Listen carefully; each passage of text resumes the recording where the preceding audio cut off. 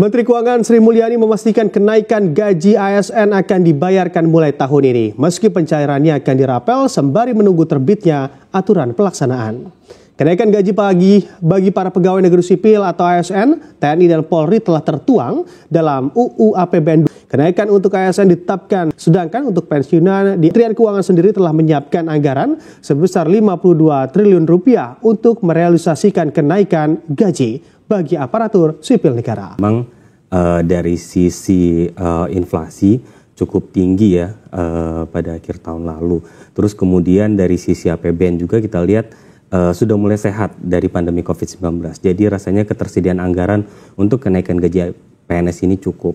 Nah, kita merasa kayak gaji PNS ini dibutuhkan paling tidak untuk membantu PNS-PNS yang memang cukup sulit untuk mencukupi kebutuhannya gitu. Mengingat harga barang dan jasa itu naik cukup tinggi ya. Minimal harus ada kenaikan penyesuaian lah seperti kenaikan inflasi. Baik, tapi kalau dari Mas Mike sendiri begitu ya, seberapa urgensi begitu perombakan dari tunjangan kinerja ini dan juga kenaikan dari gaji PNS? Apakah sebetulnya sekarang adalah momentum yang boleh dibilang cukup tepat untuk melakukan perombakan atas tunjangan kinerja? Kalau untuk dibilang mengenai perombakannya ya, karena ketika gaji itu cukup gitu, sementara tunjangan kinerjanya berbeda antara satu instansi dan satu instansi yang lain, itu kan menjadi beban tersendiri buat para PNS gitu kan.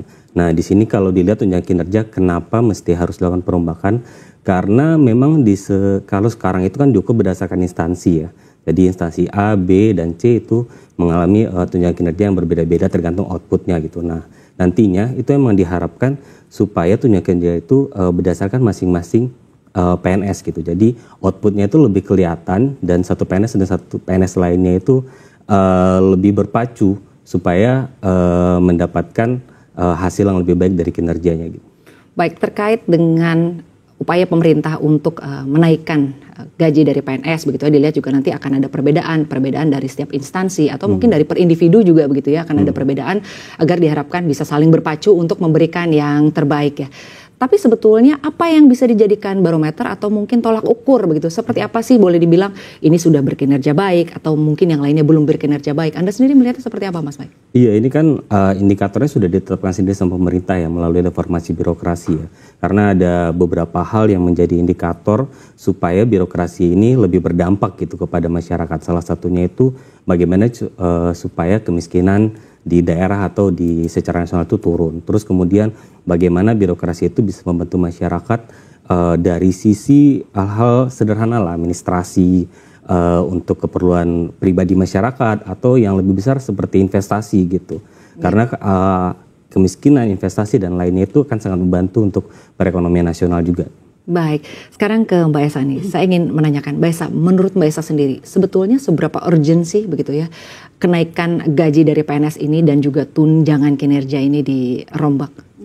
Seperti Bang Michael bilang ya, itu kan memang harus ada perubahan bagaimanapun. Hidup juga berubah, ada begitu banyak assessment juga yang harus diubah. Ini kan sudah lama tidak diubah dan harus mengikuti perkembangan zaman ya. Kalau dulu kemungkinan ketika Kementerian Keuangan itu juga ada sebabnya, itu adalah untuk mengurangi korupsi, adalah mungkin juga meningkatkan kinerja. Nah juga harus dirombak, dievaluasi setiap berapa tahun ini yang harus kemudian pemerintah menurut saya harus ada evaluasi tertentu itu yang lebih penting. Karena bagaimanapun ya itu menyesuaikan dengan perkembangan zaman, dengan tuntutan masyarakat juga. Karena kalau kita lihat, kalau dari segi gaji, mungkin gaji pokok sudah lama sekali ya, tidak naik, sekitar hanya dari Pak Jokowi itu 2 kali menaikkan. Sementara kalau dulu zamannya Pak SBY kita lihat hampir tiap tahun naik, bahkan double digit. Lebih dari ya. 20% ya kenaikannya. Tapi kita juga harus ingat bahwa inflasi pada Pak SBY juga sangat tinggi. Sementara di zamannya Pak Jokowi itu lebih rendah. Dan itu juga harus adalah dasar perhitungan juga ya dari semua inflasi, kemudian kebutuhan, dan mungkin dari perkembangan. Kalau dulu kan mungkin kebutuhan pulsa mungkin tidak sekencang sekarang. Kalau sekarang kan juga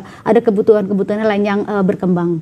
Jadi perlu untuk dievaluasi begitu ya, mengingat kita lihat sekarang inflasi yang cukup tinggi, harga bahan pokok naik, banyak lah, semua serba naik ya harga-harganya kalau sekarang ini. Tapi Mbak Esa, kalau dari sisi anggaran sendiri begitu ya, anggaran belanja negara begitu, dilihatnya akan seperti apa nih? Jika artinya nanti memang kemudian di-approve nih kenaikan gaji dari PNS dan juga tukinnya.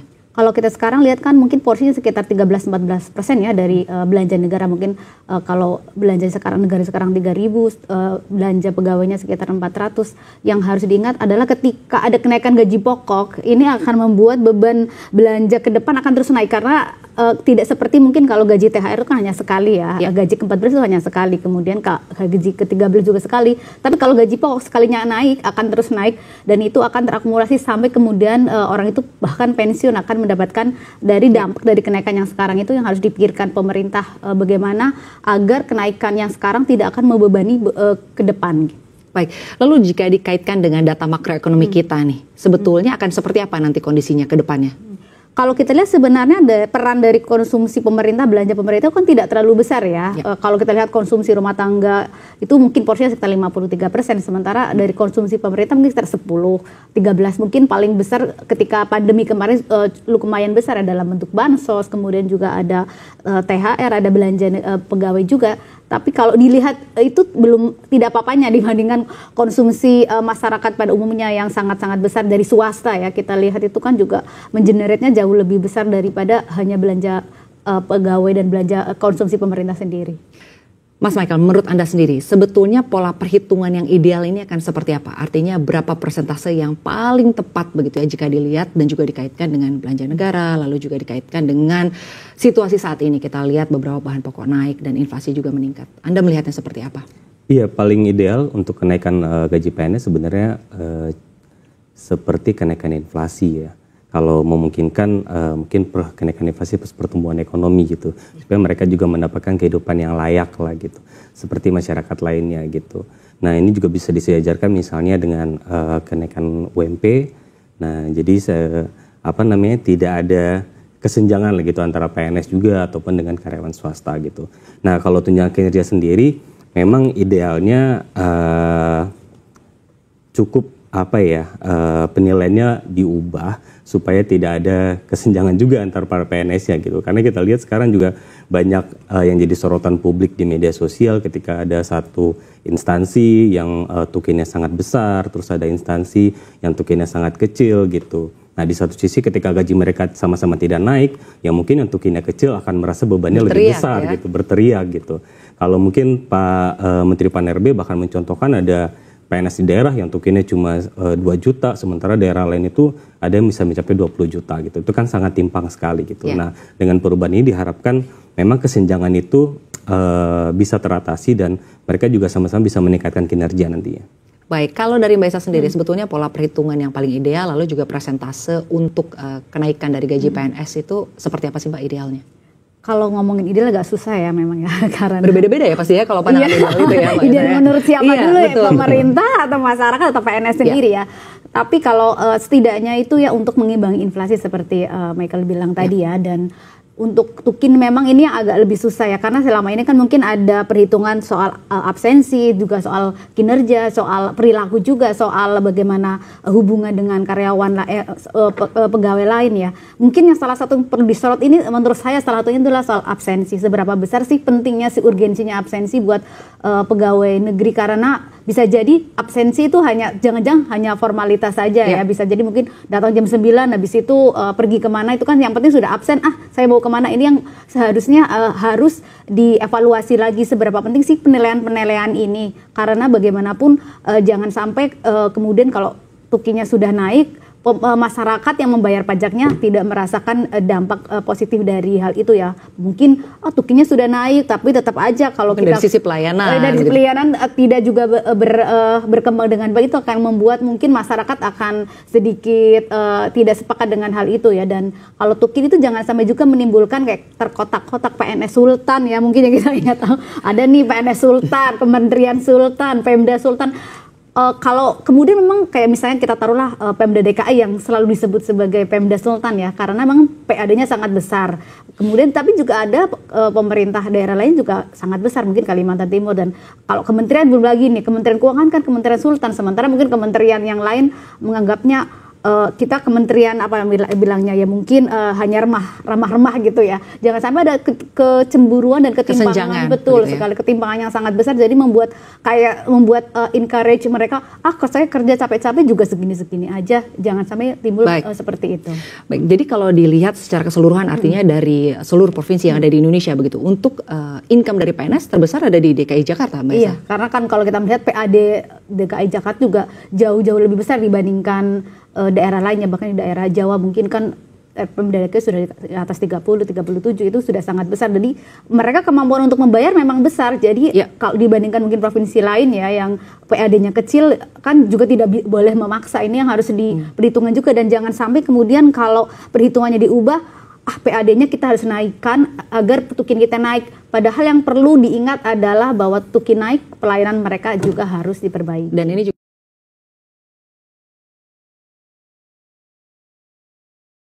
mengumumkan kenaikan gaji hakim, Presiden Prabowo Subianto menegaskan negara membutuhkan hakim-hakim yang tidak bisa digoyahkan dan tidak bisa dibeli. Lalu apakah kenaikan gaji hakim dapat membentengi hakim dari godaan suap? Sudah bergabung bersama kami pakar hukum pidana yang juga mantan hakim, Asep Iwan Iryawan. Selamat malam, Kang Asep. Selamat malam, Mbak Silvia. Kang Asep, gaji hakim naik, suap yang diterima hakim bakal turun tidak ya? Ya, bakal naik, ya kan? Sering saya katakan kan kenaikan gaji hakim tidak berbanding lurus dengan kinerja dengan profesinya ya. Jadi ketika gaji hakim naik itu memang kewajiban, cuman harus berbasis kinerja. Jadi jangan karena hakim sering bebasin, sering main berkas, kok dikasih dinaikin, justru akan menaikkan transaksional. Betul, tidak hanya hakim, seluruh profesi termasuk profesi wartawan, profesi kami dosen juga sekarang ya butuh gajinya naik. Cuman masalahnya tadi ketika dinaikkan itu kan bicara motivasi, punishment, reward. Nah sekarang kondisi hakim sedang terpuruk ya, dan sekarang sedang berusaha. Nah jangan diiming-imingi dengan senilai uang begitu, itu salah juga. Nilai uang segitu terburu-buru gitu kan. Karena apa? Ya harus dipilah, ada gaji seorang dilihatnya yang 3 juta lah katakanlah sampai 5 juta. Padahal ada di belakang itu yang besar, yaitu namanya tunjangan. Yang sampai hakim agung tunjangannya sampai ratusan juta. Itu yang harus dipertimbangkan. Dari dulu ketika saya jadi hakim saya katakan hakim itu jangan digaji, tapi diberi penghasilan bawa ke rumah itu murni. Misalkan gini ya, kalau cuma gaji dinaikkan soalnya dilihat kan 2 juta 3 juta, katakanlah kali 300% kan cuma 6 juta atau 9 juta, kan masih kecil. Padahal hakim tuh ya harus gajinya lebih gede dari wakil rakyat, tapi faktanya wakil Tuhan kalah sama wakil rakyat, bahkan sama wakil-wakil lainnya kan. Nah itu yang ketika terpuruk seharusnya tunggu dulu lah minimal 2 bulan. Saya katakan ketika Ketua Mahkamah Agung menurunkan para malaikat, Nugroho Albertinaho akan memimpin DKI, kita lihat kalau berhasil ternyata ingat tugasnya ya, menegakkan hukum dan keadilan, bukan menjual hukum atau mencoreng keadilan. Ketika hukum tegak dan keadilan tegak di Republik ini, yang nanti Juli akan bergerak, saya kira tidak hanya 200, saya akan 100 juta % pun setuju. Cuman masalahnya sekarang lagi kondisinya ya terpuruk, tunggu dulu gitu. Dan jangan dengan alasan karena hakim bebasin soalnya mau kasih duit, ya kan soalnya kesannya hukum dong, padahal tidak semua harus dihukum. Kan banyak juga perkara karena kriminalisasi. Kita belajar dari dulu zaman Sengkon Karta sampai sekarang karena berbeda paham sehingga dikriminalisasi. Nah kalau hakim nanti bebaskan, nah marah lagi ya, mau ngambil lagi pos dari sana, pos dari sini, itu salah sekali lagi. Oke, jadi menurut Kang Asep tidak ada korelasi ya antara kesejahteraan hakim dengan integritas hakim? Nah, integritas, loyalitas, kertas, berkas. Integritas sejak awal pilihan jadi hakim gaji berapapun, dan seperti rombongan di Nugroho, Albertinaho dan kawan-kawan tidak pernah lihat kertas, tidak lihat berkas, apalagi yang lain-lain duit kan. Mereka adalah pengabdian dengan hukum dan keadilan. Lain yang sebelumnya rombongan Juyanto, rombongan Arif kan dia pakai kertas, berkas, loyalitas karena suruhan atasan untuk setor kan. Tapi kalau rombongan Nugroho ini nanti betul-betul dia betul-betul integritas yang memang sejak awal bawaan itu keras ya, malah sering katakan cadas gitu kan. Tapi kalau yang kemarin kan Nah, begitulah keadaannya. Jadi kalau sekarang diiming dasarnya karena tidak mencari hakim-hakim gitu, salah. Sekali lagi saya katakan dengan keras, salah. Karena hakim punya hakim-hakim terbaik bangsa tadi yang akan mulai bergerak Juli lah ya, kita akan lihat. Dan parameter sederhana kok, mereka akan mengadili teman-temannya. Sejauh mana mereka ketika berhadapan dengan yang ketangkap oleh kejaksaan kemana nilainya besar-besar, mereka bisa memuaskan ya keadilan di rakyat ini, rakyat puas. Saya kira rakyat kalau puas ya, berapapun gaji nggak ada masalah. Cuma sekarang masyarakat juga sudah sedang tidak percaya kepada penegakan hukum dan penegakan keadilan ya, yang tidak tadi sering saya katakan keadilannya bukan keadilan ya kemanusiaan yang beradab, keadilannya keadilan yang biadab gitu. Karena ketika keadilan biadab, wajar orang menuntut beradab. Keadaban publik itu, kewarasan publik sedang menuntut. Ketika ini belum naik loh, dengan dalih ada hakim-hakim yang bolos, padahal hakim-hakim yang baik ini sedang diturunkan, kita uji. Nah, ketika uji sampaikan kepada publik, hasilnya kelihatan, silahkan. Maka saya bilang 1.000.000% pun itu, tapi sekali lagi bukan dipilah gaji dan tunjangan, harus satu penghasilan. Kan di dunia manapun ya, mereka bukan tunjangan dan gaji.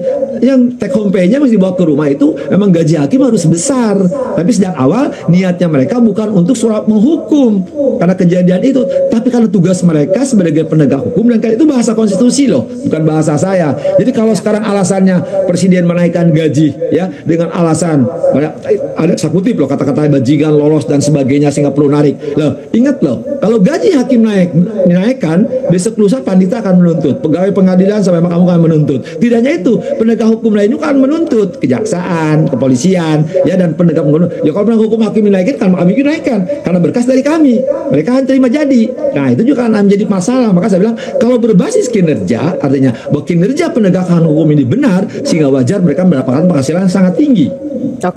Oke, Kang Asep, kalau kita lihat dari beberapa kasus suap terhadap hakim, contohnya deh 3 mantan hakim PN Surabaya yang terima suap untuk vonis bebas Ronald Tanur ya, itu apakah karena hakimnya belum sejahtera? Bukan, pilihan mereka bukan kulkas sejahtera, justru itu keserakahan. Tadi saya dikatakan di awal kan, justru dengan gaji naik itu akan menaikkan transaksional. Gaji mereka di Jakarta, Surabaya, kota besar itu sudah tinggi-tinggi loh, ya 50-an juta di atas UMR jauh ya. Bahkan kalau hakim agung udah ratusan juta. Nah pertanyaannya, ya itulah keserakahan. Karena tadi watak tabiat ya, bukan soal integritas. Mereka loyalitas, perlu setor kepada mereka yang menempatkan di Jakarta maupun di Surabaya. Oke. Terus ada juga hakim yang gajinya naik kan bervariasi ya Kang, ada yang sampai 280%. Hakim yang paling junior katanya yang dapat kenaikan tertinggi. Apakah itu tepat kan mekanismenya seperti itu? Nah, kan di depan hukum itu sama kan, BBA itu depan mertua gitu kan. Nah, harusnya namanya hakim ya hakim dimanapun penempatan hakim. Jangan sekarang bahkan dipilah dia hakim baru. Ya tetap kalau naik kan udah sama aja, kata dia lagi penghitungannya berbasis kinerja yang menghitung tidak hanya gaji termasuk tunjangan. Nah, kalau sekarang hakim baru dikasih ya nilai besar, naiknya besar, hakim lain enggak, itu penghitungannya akan terjadi nanti jomplang gitu kan, itu konklusi jomplang ke konklusi, jadi penarikan kesimpulan yang salah sehingga penghitungannya salah. Ya harusnya tadi tetap per golongan, per pangkat gitu kan, dimanapun dia berada harus sama. Kalau misalkan pendapatan baru dia katakanlah sekarang 3 juta jadi 9 juta plus tunjangan ya, yang tetap tunjangan tidak naik loh, ingat tunjangan, katakanlah tunjangannya 5 daerah. Nah sekarang kali itu 24 juta misalkan rata-rata lah, misalkan di daerah 24 juta, itu juga masih kurang seharusnya kalau kinerjanya bagus. Tapi bayangkan kalau satu daerah perkaranya kecil, nggak ada sidang perkaranya, sedangkan daerah lain yang terpencil perkaranya banyak ya, bahkan wilayahnya banyak. Saya coba paling gampang ini deh, Tangerang ya, ini bukan wilayah kecil gede, tapi Tangerang itu sebelum dipecah itu kan Tangerang itu Kabupaten Tangerang, Tangerang Selatan, Kota Tangerang, Bandung, sekali lagi Bandung ada 3 Kabupaten Bandung, Balai Bandung, Bandung Barat. Nah apakah Bandung Barat yang terpencil yang masuk wilayah Bandung gajinya akan sama dengan yang lain? Itu juga harus dipilah-pilah. Maka tapi kalau berbasis kinerja, contoh paling gampang ini deh, jadi Mahkamah Agung sendiri atau di Mahkamah Konstitusi kan mereka menghitung per perkara. Jadi ketika mereka gaji pokok dapat gaji dapat petik, gaji pokok dapat remunerasi dapat, tunjangan dapat. Nah berkas perkara yang banyak juga banyak. Jadi jangan kerja nggak kerja gajinya sama dengan yang kerja banyak. Itu yang sangat jangan salah, jangan dianggap terpencil baru. Tapi kalau terpencil wilayahnya rame, ya wajar dia mendapatkan penghasilan lebih. Artinya negara hadir karena mereka sejak awal menegakkan hukum, inilah wajar mereka harus dapat gajinya lebih dari wakil rakyat. Tapi kalau sejak awal hanya dilolosin, itu kan justru dilolosin di kota-kota besar, Surabaya, Jakarta, Bandung itu kan. Nah, yang dinaikin daerah itu berbanding terbalik pemikirannya. Kang Asep, kalau tadi langkah untuk menaikkan gaji hakim menurut Kang Asep tidak ada korelasinya ya dengan integritas, kemudian menghindari hakim dari praktik suap. Jadi apa dong Kang cara lain yang lebih efektif untuk bisa membentengi hakim dari godaan suap? Ya, maka dipikir sejak awal, jangan karena hakim berbuat jahat ya dikasih nilai uang. Itu salah sekali, sangat-sangat salah. Nah, berpikir sejak awal bahwa hakim itu menegakkan hukum dan keadilan, negara harus memberikan sejak awal haknya dia yang besar. Jadi jangan dibalik karena dia menyimpang dari hukum dan keadaan dikasih duit. Ya, apakah jadi jaminan dengan dikasih duit dia akan tobat? Apakah tetap maksiat? Apakah menjadi malaikat? Itu jadi pertanyaan. Tapi kalau sejak awal jadi hakim tuh oleh negara dia gajinya lebih besar dari wakil rakyat, lebih besar dari presiden, orang berpikir dia itu masuk karena bukan karena kertas berkas, tapi karena integritas dia. Saya sebagai wakil tadi katakan wakil Tuhan, bukan wakil cuan kan? Nah itu jadi masalah karena dengan uang tidak jaminan bahwa yang bersangkutan hakim-hakim itu tobat. Jangan-jangan tomat, udah tobat kumat. Kang Asep, baik. Terima kasih Kang Asep sudah berbagi pandangannya di Prime Time News hari ini. Jelajahi cara baru mendapatkan informasi.